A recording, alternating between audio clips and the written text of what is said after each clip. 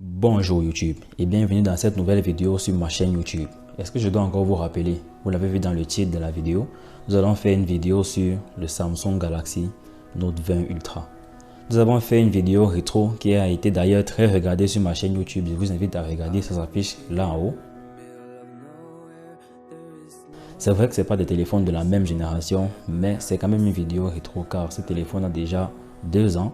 Si vous regardez la vidéo jusqu'à la fin, vous allez vous rendre compte que c'est un téléphone qui vieillit très bien.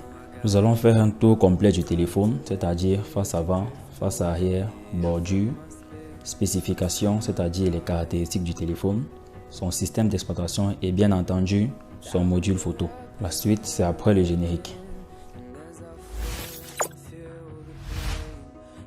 Le Galaxy Note 20 Ultra a été annoncé le 5 août 2020 et sa commercialisation a débuté le 25 août 2020. Petite remarque, sur le Note 10 Plus, le S Pen se trouve à droite, contrairement au Note 20 Ultra où il se trouve à gauche. Ce S Pen est beaucoup plus rapide que sur la génération précédente. Il a un temps de latence de 9 millisecondes contre 42 millisecondes sur le Note 10 Plus. En retirant le S Pen, nous avons un menu qui s'affiche avec la possibilité d'utiliser ce qu'on appelle les Air Actions chez Samsung, préconfigurés déjà.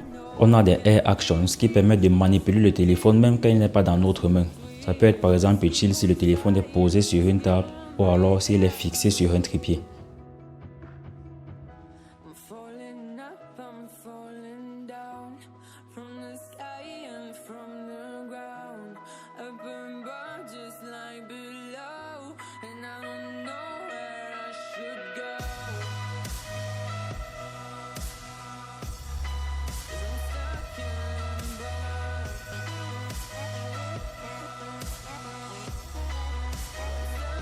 Sur la face avant, on a la caméra frontale dont on va parler plus tard.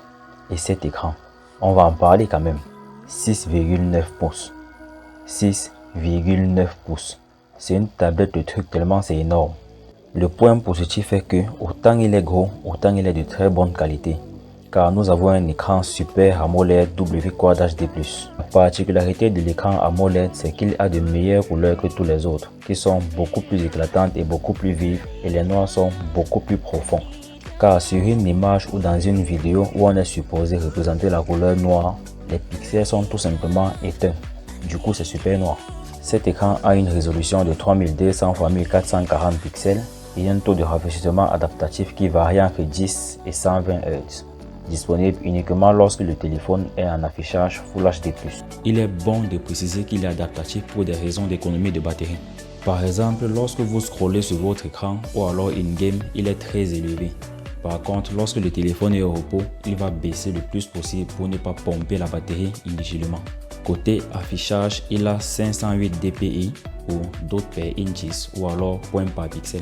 C'est tout simplement le nombre de points ou de pixels rendus par pouce sur l'écran. Donc plus il y en a, plus l'image sera nette.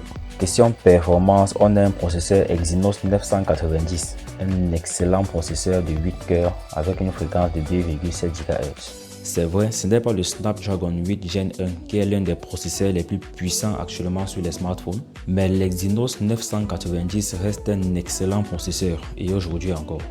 Il est bien entendu compatible 5G, mais comme je le disais dans ma vidéo sur l'iPhone XS, la 5G n'est pas impérative pour votre utilisation quotidienne. Si vous n'avez pas vu cette vidéo, elle s'affiche juste là. Mais le fait d'avoir un téléphone compatible 5G est important car vous pourrez durer avec le même téléphone dans le temps. Il est disponible en 128, 256 et 512 Go. Il est à noter que la mémoire est extensible avec une carte micro SD. Il a 12 Go de RAM. Sur le chiffre, c'est exactement la même RAM que mon PC, qui sont largement, mais alors largement suffisants, surtout si vous jouez des jeux lourds comme Apex, PUBG, Asphalt Nitro. Question système d'exploitation. Le noyau c'est Android 10 et l'interface est développée par Samsung. C'est Samsung One UI. UI pour interface utilisateur. Samsung One UI est une interface développée par Samsung par-dessus le noyau Android pour apporter une touche personnelle au système Android. La plupart des fabricants sous Android le font d'ailleurs. Il prend 2 nano SIM et est compatible 5G. Nous l'avons dit précédemment. Il est sous Wi-Fi 6, Bluetooth 5 La recharge peut s'effectuer par un port USB type C version 3.2. On en reparle en fin de vidéo, donc restez bien jusqu'à la fin. Il est également équipé d'un GPS intégré, d'un capteur d'empreinte sur l'écran et de la reconnaissance faciale disponible via le capteur de la caméra frontale. Et il est bien évidemment certifié IP68. En gros, il est résistant à l'eau et à la poussière. Passons à présent au gros point fort de ce mastodonte, la photo et la vidéo. À l'arrière, il embarque une caméra triple objectif, un capteur principal de 108 mégapixels, 12 mégapixels pour l'ultra grand angle et 12 mégapixels pour le téléobjectif. Le téléobjectif nous permet ici d'avoir un zoom optique x5 et un space zoom x50. Le space zoom, c'est tout simplement le zoom numérique. La petite différence qu'il y a entre les deux, ou alors la grosse différence qu'il y a entre les deux, c'est que en utilisant le zoom optique, le téléphone prend une focale différente. Du coup, il n'y a pas ou peu de perte de qualité. Tandis que le space zoom, c'est tout simplement un zoom numérique. Donc, c'est l'intelligence artificielle de l'appareil photo qui va zoomer dans l'image et vous donner un rendu qui sera beaucoup moins net que celui du zoom optique. Il n'a pas de capteur LiDAR, mais plutôt un capteur laser qui va envoyer des rayons laser sur le sujet photographié pour mieux calculer la distance entre le sujet et le téléphone. Le capteur LiDAR, lui, par contre, sera utilisé en situation de basse luminosité. La caméra dorsale est capable de filmer jusqu'en 8K 24 fps, ce qui personnellement je ne m'en servirai pas, et d'ailleurs je ne suis pas sûr que 10% des gens qui ont ce téléphone s'en servent. Du coup, la 4K 60 fps c'est déjà très bien. La caméra frontale est quant à elle équipée d'un capteur unique de 10 mégapixels et est capable de filmer jusqu'en 4K 60 fps.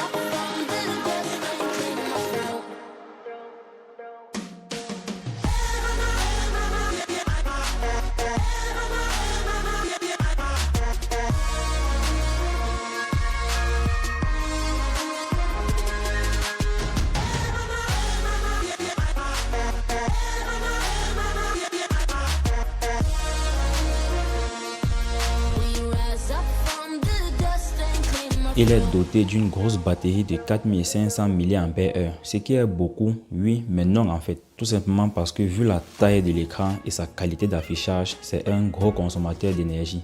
Surtout quand vous êtes en W Quad HD+.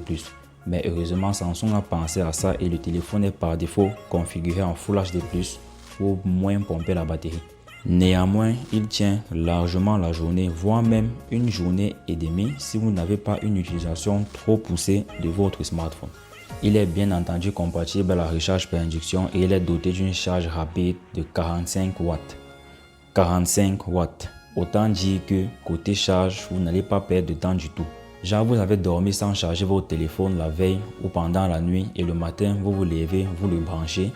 Le temps de vous apprêter et hop, il est déjà plein. Les amis, c'était une autre vidéo rétro cette fois sur le Samsung Galaxy Note 20 Ultra 5G. La conclusion est sans appel. Aujourd'hui en 2022, c'est un téléphone qui est toujours dans les temps, il est toujours nickel. Et pour au moins 5 ans même encore, vu le fait de sa compatibilité 5G. 5 ans, 5G, vous avez capté? Nope, ça n'a rien à voir, rien du tout. Si tu as le Note 20 Ultra, la seule raison qui peut te pousser à passer au S22 Ultra, c'est de te la péter dans la rue en disant j'ai le dernier Samsung. Mais dans la logique où un téléphone est d'abord utilitaire avant d'être statutaire, ça va. Si vous avez aimé cette vidéo, explosez les pouces bleus dans la barre des pouces bleus et abonnez-vous à ma chaîne YouTube pour ne pas manquer les prochaines vidéos. Partagez également cette vidéo à un proche qui a un Samsung. C'était Joe Tech dans la Tech House et on se dit à bientôt.